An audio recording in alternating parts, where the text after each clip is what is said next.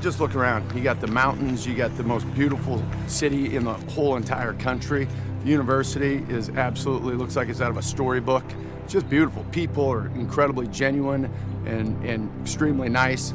It's just a place that obviously I'd want my kids to go to school. And it sells itself. You don't have to sell anything about this place. You just got to get them here. You know, the old field of dreams. Yeah. Build it and they will come.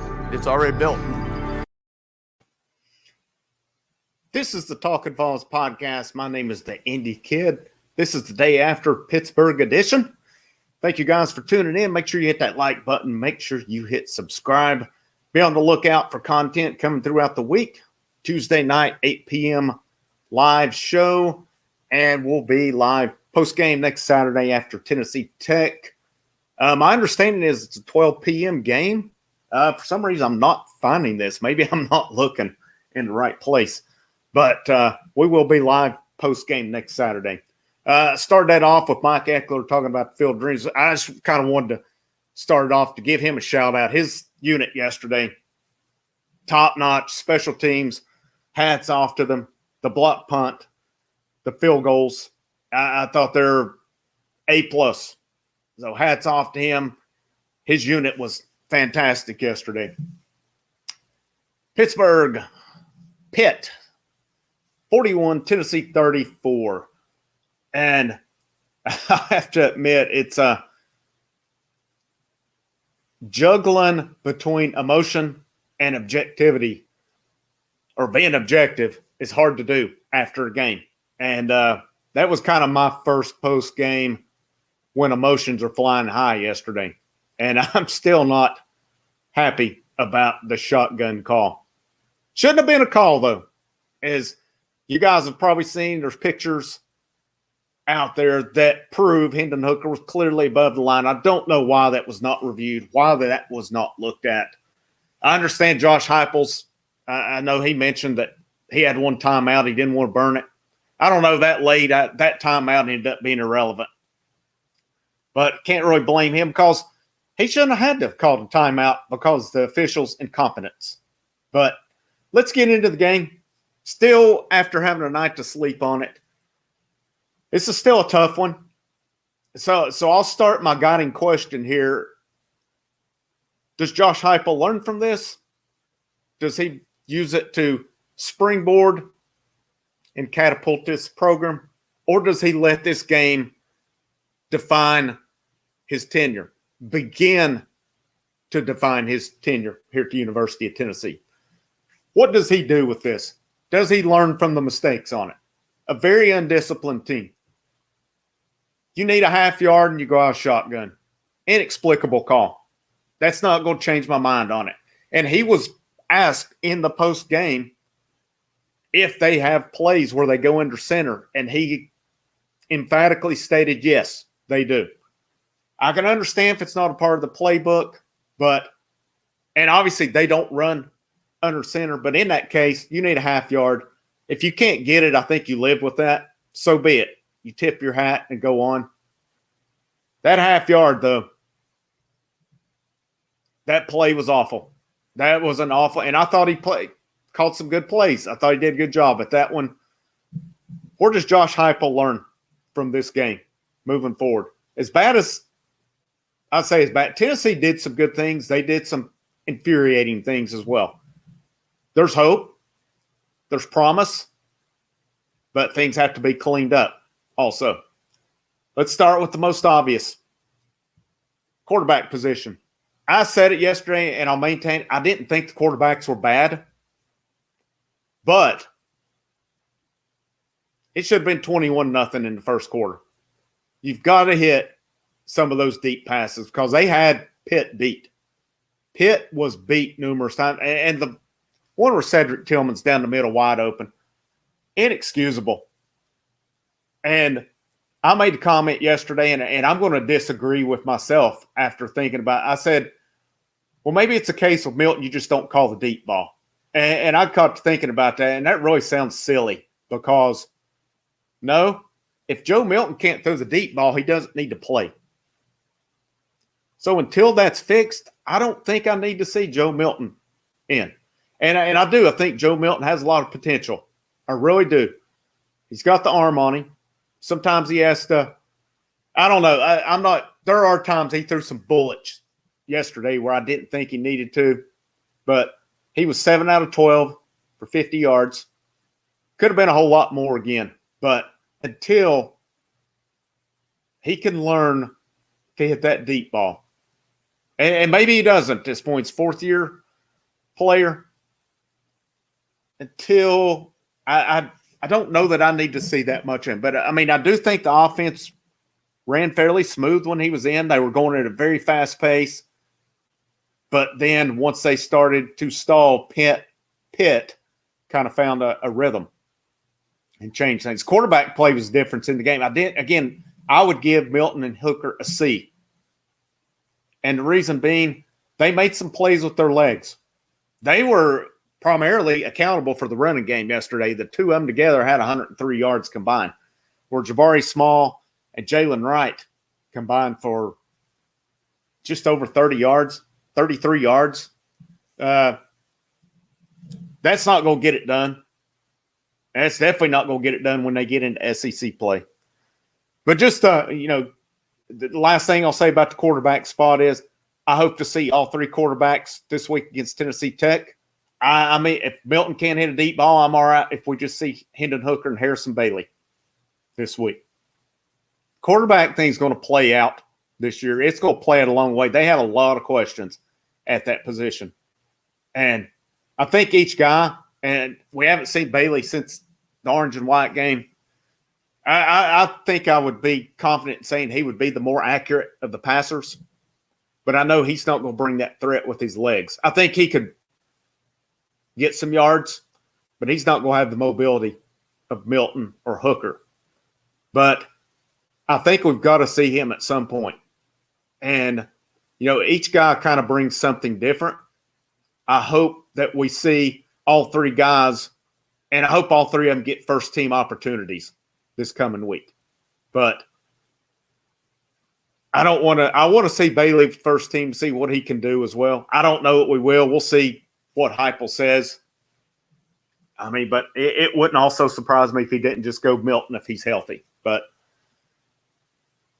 injuries were a big factor. I mean, I don't necessarily think the quarterback play, if anything, I think quarterback play may have helped a little bit with Hooker, even though I thought Milton was leading them okay. Just those deep passes. But Talon Evans was a big loss. Cooper Mays was a huge loss. There's other injuries that happened throughout the game. And another thing I had a problem with, obviously the shotgun play, but right before the half, handoff, Jabari Small goes out for the game. In my opinion on that, you either take a knee or you go long, try to go for it. A handoff where they were at. Too much risk, very little reward on that. It could result in a fumble. Very rarely do the players bust one right there. And it ended up with Small out for the game. And Jalen Wright, he's had 2 rough games running the ball. And you got to have somewhere to run to. I don't know that it's all on him.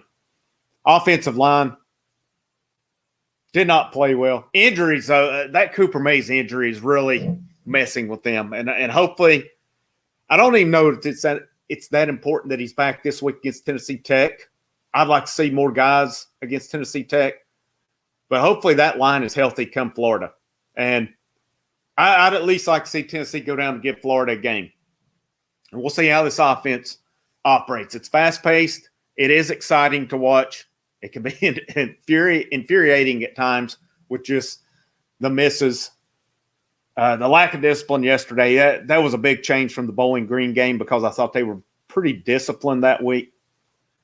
The defense yesterday, I thought the line struggled for the most part with pressure. Kenny Pickett made plays. Hats off to him.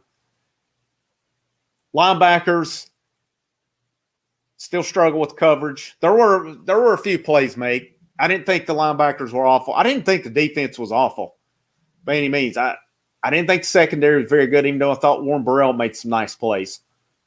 But I thought other guys struggled in the secondary. Theo Jackson did some good things again. But again, I go back to my leading question. Does Josh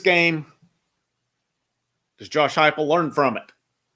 Do they work toward fixing those mistakes, fixing things that are correctable? Or does this game end up defining the Josh Heupel tenure? He's got a long way to go. We don't know how it's going to turn out. And he's been a head coach. That's the difference between him and Jeremy Pruitt. Jeremy Pruitt had not been a head coach before. Josh Heupel has. So I can expect those mistakes from a first-time head coach. I got to question a little bit with Heupel, some of those mistakes. But he's not a veteran head coach either. He's still learning. I think any coach would tell you they're going to learn something every game. Where does he go from here? Do they learn from it? Where does this team end up? It's not where they start, it's where they finish. If we see the improvement like I think this staff is capable of, I think this team will be fine at the end of the year. I don't know what record-wise they're going to be because after Tennessee Tech, they're hitting the gauntlet. Florida, Missouri, South Carolina, Alabama. That's a tough gauntlet here. I mean, it's going to be at Florida, at Missouri, South Carolina, Ole Miss, at Alabama, bye week, at Kentucky, Georgia, and then they finish the season with South Alabama and Vanderbilt. I think Tennessee Tech, South Alabama, and Vanderbilt, Tennessee should win those handily. None of the other games are give-me's, though. None of them are give-me's. I think they should take South Carolina. I think we'll see how that one goes. But the rest of them, they're going to have to show up to play if they're going to beat any other teams other than Tennessee Tech, other than possibly South Alabama and Vanderbilt. So where does this team go? Do they improve? A lot of you mentioned it yesterday, and I agree. They fought. They didn't quit. They fought till the end. I like that. I thought there was some fire in them. Maybe a little too much fire at times, but still yet. I would rather them have a little fire than be running around, walking around like zombies out there also. I think there's a lot of potential. I like the pace that they go.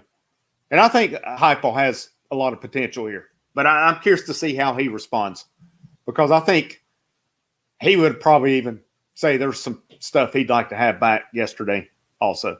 Anytime a game's that close, you would. But we'll see where they go. I'm curious to see how this quarterback battle shapes out. I think it's just getting started. I don't think it's anywhere close to being settled. I think regardless if Milton would have been hurt or not, you had to make a change to change things up yesterday. I don't know who would have finished. But we'll see what the order is this week. And I am hopeful of all three guys playing, all three guys getting a chance with first-team reps to see. And, maybe it's a case where you can mix and match throughout the game and play multiple quarterbacks. I know it's not a big thing, but the game has evolved. And I think if you've got different skill sets, you can utilize those. So we'll see where it goes from here. Tennessee Tech next Saturday. We'll be live post-game. We'll be live Tuesday night, 8 p.m. It's a passionate fan base, guys. We're all passionate. I always like to call it like I see it. Sometimes emotions get in the way. Sometimes passion gets in the way of it. But, I've been a Tennessee fan my whole life. Always will be. And sometimes I may come off negative, but I just call it like I see it. I'm not going to pump sunshine. I'm not going to be a negative Nancy on it, but I will call it like I see it. Tough loss, one that could have been avoided, but it wasn't. So once again, where do they go from here? Does Josh Heupel learn and improve, or does Josh Heupel let this define him and his tenure at Tennessee? My name's Andy Kidd. This is the Talkin' VAWLS podcast. You guys enjoy your Saturday. We will see you Tuesday night. Go Big Orange.